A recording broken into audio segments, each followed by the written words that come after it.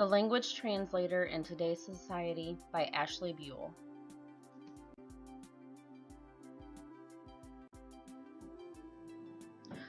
Things we do every day uses some form of technology. Most of the time, we think of technology as something electronic with motherboards and computer chips, but these are not the only technologies we benefit from. Things as simple as a door shutting itself or the toothbrushes we use are technologies.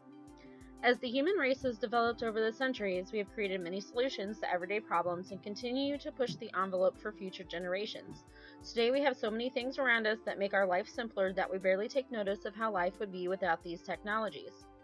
One instance that shows how technology shaped our social practices is the mechanism that removed the need for a human doorgroom. A doorgroom would open and close doors for people as they came and went, making sure the door stayed closed instead of open to let drafts in. Then it became a problem to pay someone to just stand there and take care of a door. So a mechanism was created to make the door itself close, removing the need to pay a person, and the mechanism became an expected thing in public places, so it changed the way society expected doors to behave. Similar aspects can be applied to the language translator, an emerging technology being implemented in society more each day. The need for people to communicate with one another, no matter their origin language, has increased as the world has expanded, creating a larger language barrier in society. The language translator has been made to help people communicate in both personal and business affairs, and is removing the need to have a human translator for every social interaction between differing language speakers. So not only did the doorgroom mechanism change how people expected doors to be everywhere they went, it also forced the change of not having a human doorgroom, taking away jobs for many people, showing how technologies are also a force for social change. The same is a possibility for the language translator to replace human translators and take away jobs. Scientists are always looking at new problems and ways to fix them. One instance is the language barrier. Most people speak one, maybe two or three languages when there are thousands of languages in the world, thus creating a communications problem among different societies called the language barrier. The language translator was invented to address this problem and has opened up many new ways that people can communicate with one another. They can talk with one another in real time and hear or read the translation so that each person understands the conversation without the need for a third person, a human translator, to be present. The translator will open doors for many people, mainly those within a business, to have dealings with many other places of business, not only in their original country but all over the world. The translator can lead to individuals learning a new language from someone that actually speaks it rather than in a classroom learning by rote. The language translator is already available on Skype and Google, to name a few, to the general public, and it has also been developed for use on smartphones through apps. This changes the way people interact in a face-to-face instance, like going on vacation to another country, where they won't have to carry a translation book around with them in order to communicate with the general public.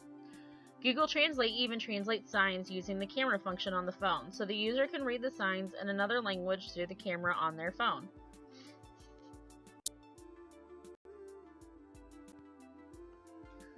The language translator has begun affecting teachers who teach students in a traditional classroom setting. They find that some students rely on the language translator too much and are afraid that the translator will negatively impact a student's learning rather than help. Instead of dismissing the language translator, though, and letting it take over their jobs, teachers can learn to use the translator in the classroom. They've begun to think about the translator as a calculator for language, much like how the calculator affected the math world. It's there to help the students better understand the material. It helps them see where their mistakes are in translation and how to fix it. Dictionaries are good, however, they usually provide only word translation, whereas Google Translate offers whole sentences in the matter of seconds. Of course, there are disadvantages to it as well, such as accuracy of translation, so it should be used with caution, and learners should be made aware that there are discrepancies with it. Beginner students who need more language support or who find themselves in a language classroom where there are few that share their language could benefit greatly from Google Translate. For these students, Google Translate could act as a teacher to help them more through the early stages of learning a language. There are many stages that technologies go through until it comes to the final stage, the one we are used to seeing used in society today. There are two ways to study the history of technologies. The first is SCOT, the social construction of technology, which is defined as a multidirectional view of the development process of a given technology. The second is EPOR, the Empirical Program of Relativism, which is defined as focusing on the empirical study of contemporary scientific developments and the study in particular of scientific controversies. By using SCOT or EPOR, we can see how problems began and the stages each technology went through to get to the solutions that we have in use today. The language translator is still going through changes, though, and is being improved upon every day. But we can use SCOT and or EPOR to study the origins of the language translator. The first idea of the language translator, called the Universal Language Translator, was shown to the world through the original Star Trek series that ran from 1966 to 1969. It was used to help the crew of the Enterprise communicate with other aliens that spoke their own languages. Going off this Star Trek idea, Microsoft and Skype used this technological momentum and introduced us to Skype Translator in 2014. Microsoft had been working on this technology for about 15 years. They bought out Skype, a popular video and voice chat service, in 2011. In 2014, using Microsoft's technology, Skype came out with the Skype Translate. Google also has a popular one called Google Translate. Both are used in video chat with another person. Each person speaks their piece, the program translates it in real time, and reads it to the other person in that person's language.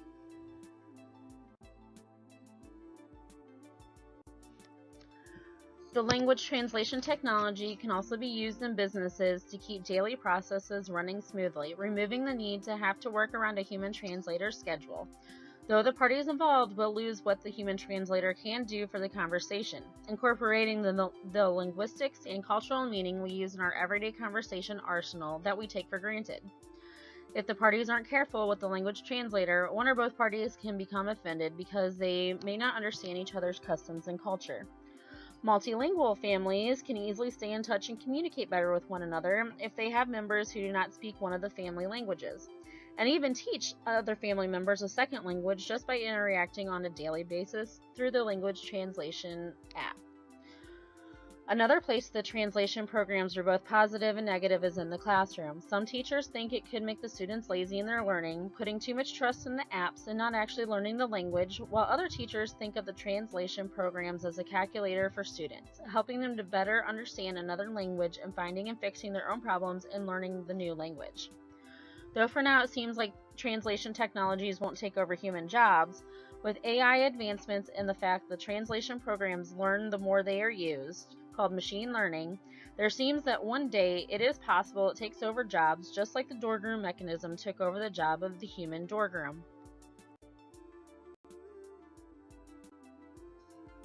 There have always been thousands of languages in our world, currently thought to be over 6,000 total languages. This many different languages have been creating barriers for humans in communications for eons, so it has been a problem that needed a solution. Though there have been language classes for centuries, starting with writing and reciting another language, to current classes using those techniques along with using CDs, DVDs, and bookwork to teach students a secondary language, there are still many individuals, especially in the United States, that don't have to take language classes or struggle with the material they are given. U.S. Secretary of Education Arne Duncan declared in 2010, Americans need to read, speak, and understand other languages. Unfortunately, Duncan pointed out only 18% of Americans report speaking a language other than English, while 53% of Europeans, and increasing numbers in other parts of the world, can converse in a second language. This shows that the U.S. is lagging behind on the language education front, making the language barrier all the more intimidating for Americans. The language translator can be utilized in the U.S. to help those Americans learn more languages and tackle that language barrier. The language barrier has been a global issue for centuries and is usually addressed by teaching new languages in classrooms, utilizing a human translator for day-to-day operations, or for travelers carrying around a translation book or device. By having such a global issue, the real-time language translator is trying to remove some of the day-to-day complications with communication. But the initial issue is that every person that goes to school here in the United States is not required to learn any other language besides their native one. For example, this chart shows the gaps in children learning languages. You can see how many different countries begin teaching foreign languages. Many start at ages 5 to 9 for their first language and a second language by age 10 for some countries. In the United States, most students who study a foreign language don't begin until age 14. 21 of the top 25 industrialized countries begin the study of world languages in grades kindergarten through 5th. 21 of the 31 European countries require students to study another language for at least 9 years. Those differing numbers leaves a big barrier for English-only speaking Americans in dealing with the rest of the world. So to help address this problem, the language translator has become a solution to help fix the language barrier Americans face. The language translator is intended for everyone to use. It will open doors for many people, like those within a business that have dealings with other places of business that may be anywhere in the world. The translator can lead to individuals learning a new language from someone that actually speaks it rather than in a classroom learning by rote.